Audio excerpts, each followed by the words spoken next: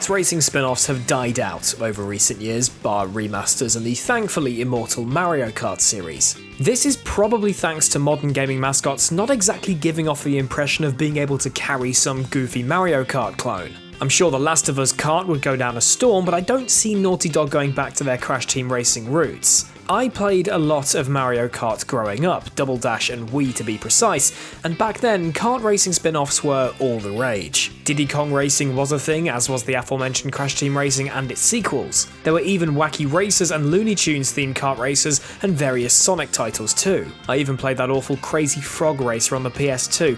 My god, who thought that was a good idea? But one kart racing cash-in stuck out to me. I don't actually remember how I got my hands on a copy of this back in the day, and I don't remember my first time playing it either. Even with my many hours putting pedal to the metal in the Mario Kart series, one title will always hold a very special place in my heart.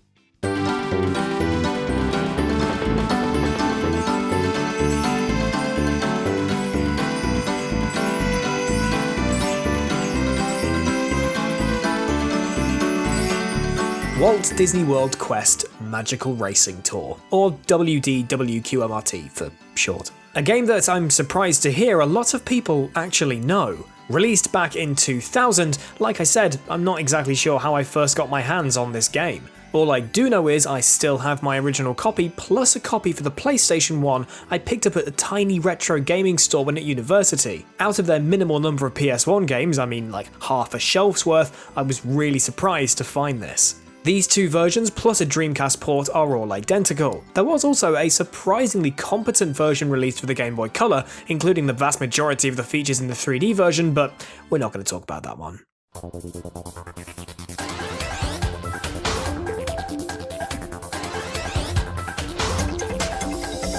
Developed by Crystal Dynamics, yes, the people behind the Tomb Raider reboot, and published by Eidos Interactive, not Disney themselves, even though they were publishing games back then, Magical Racing Tour was admittedly less of a spin-off and more of a cash grab on a popular genre. But a good cash grab, actually, one crafted with both love and that perfect pinch of Disney. Plots in a kart racer, if they even have one, are usually pretty flimsy and unimportant, and Magical Racing Tour is no different, but it is proper Disney. Chip and Dale both start pissing around with the park's fireworks machine known as the Magic Machine, filling it with acorns, as you do. It goes kablooey and a bunch of not even B-list characters race each other to win pieces of said machine.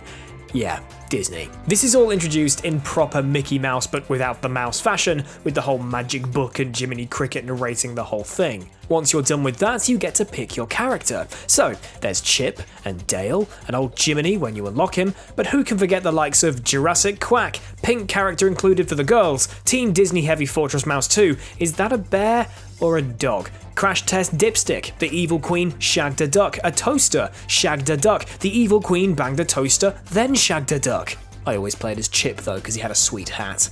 Whack in your initials or you can just put poo because you're still a f***ing child and you can finally start racing. First, you're shown a blueprint detailing all the stuff you need to win, then a map of Walt Disney World, because all of the tracks in this game are based on attractions at the park in Florida. You've got Space Mountain, Rock and Roller Coaster, Pirates of the Caribbean, Dinosaur, Test Track, Splash Mountain, and my personal favourite, the Haunted Mansion, just to name a few, but I'll talk about the Haunted Mansion more specifically in a bit. To begin with, you've only got Big Thunder Mountain to play, so I guess we're doing that one.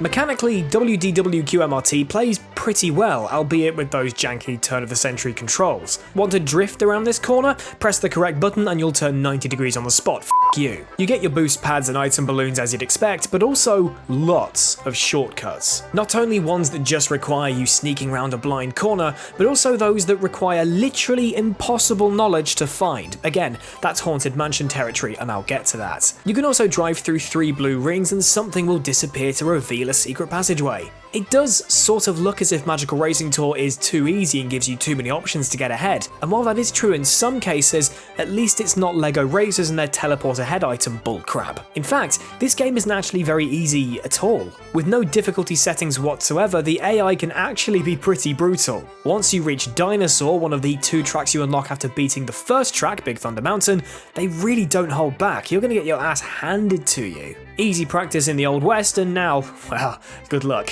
The item balloons are pretty unimaginative, ripping off Mario Kart almost through and through. The boost is a mushroom, acorns are shells, which are even coded green and red for straight firing and homing. Subtle work there, Crystal Dynamics, although the acorn AI could have been a bit better. The red ones are flipping useless unless they're the ones hitting you, goddammit! The teacup is a banana, the fireworks is the star, and the frog is the lightning bolt. Even the coins on the track make your kart go faster. Sound familiar?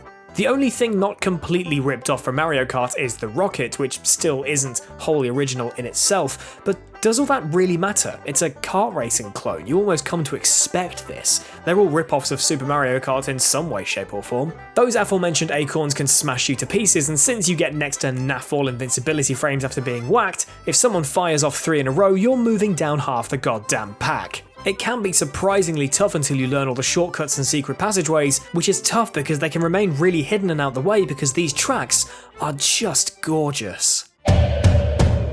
As a huge theme park nerd, having a video game based in a theme park that isn't Roller Coaster Tycoon is such a fantastic novelty, and seeing attractions I've known forever be reimagined in a much more fleshed out, over-the-top way just ticks all the right boxes. It's great seeing elements of the attraction implemented on the track, like the hints of TNT on Big Thunder Mountain, the huge launches in Rock 'n' Roller Coaster and Space Mountain, the inclusion of the ghosts up in the attic in the Haunted Mansion, and scenes from Pirates of the Caribbean replicated one-to-one on the track. The music is unique to each attraction too, either being ripped straight from the real thing like Space Mountain soundtrack, or having something originally composed if its real life counterpart doesn't have one. Or if you can't get the licensing for Aerosmith, looking at you, Rock 'n' Roller Coaster. Even the carts you're in are designed to match the attraction you're racing through. Boats in Jungle Cruise, trains on Big Thunder Mountain, the Time Rover on Dinosaur, and the iconic Omni-Mover from the Haunted Mansion. Okay, I've mentioned the Haunted Mansion most out of everything else so far, and it's about time I dug deeper into my favourite track in the game.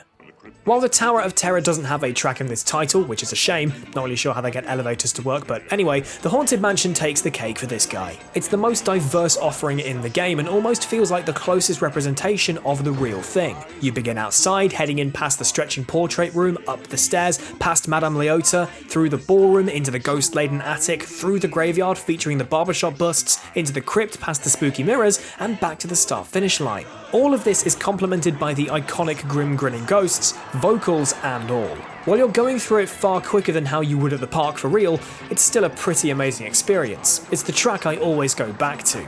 Also, I have no idea how I found this shortcut behind this painting. I say behind, it's like straight through a wall. This is how tough they can be to find.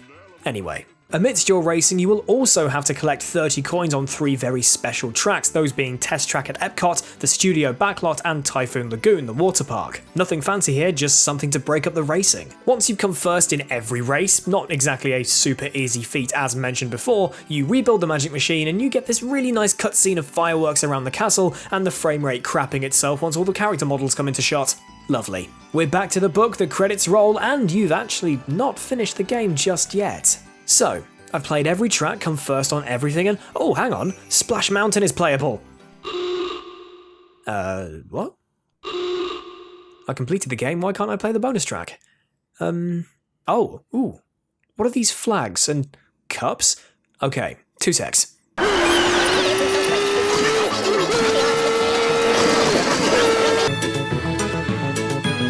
Huh. First place again and I get a little Disney flag. I guess I'll play the entire game again. It is a pretty cheap way to add replayability, but at least it's fun to play and honestly takes less than an hour to go through them all. So I'm gonna do that. Oh, there we go. Now then, Splash Mountain.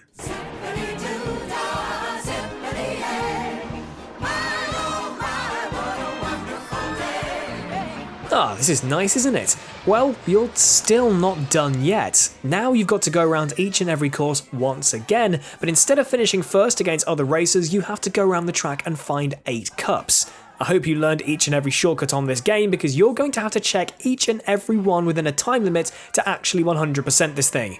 Oh, now that's done. I'm actually sitting over 100%, but why is he still locked? Oh, hang on, you know those Tinkerbells on the track that you've had no idea what they do just yet? Well, collect 8 of those on all of the tracks and you'll unlock the duck who shagged a toaster. Now you've 100%ed it. GG, well played.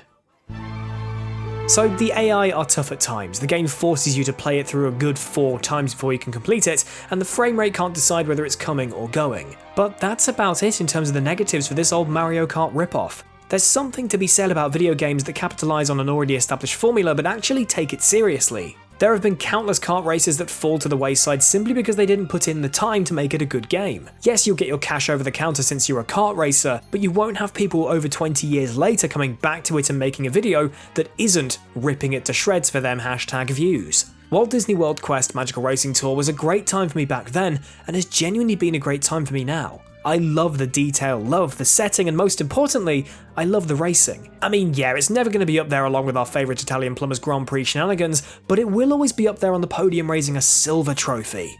Because I know you'll ask, Mario Kart Wii is on the top. Sorry, Mickey. Did you play Magical Racing Tour back in the day, or is this the first you've heard of it? Any other knockoff kart races you hold dearly? Let me know in the comment section below. Next up, I think I'm going to dig out the aforementioned LEGO Racers and give that a bash. If you want to see that, then why not subscribe to the Traxion channel, ring the bell for notifications, and share this video if you enjoyed it. Thanks for watching, you lot, I really do appreciate it. I've been Rich, keep it pinned, and I'll see you next time.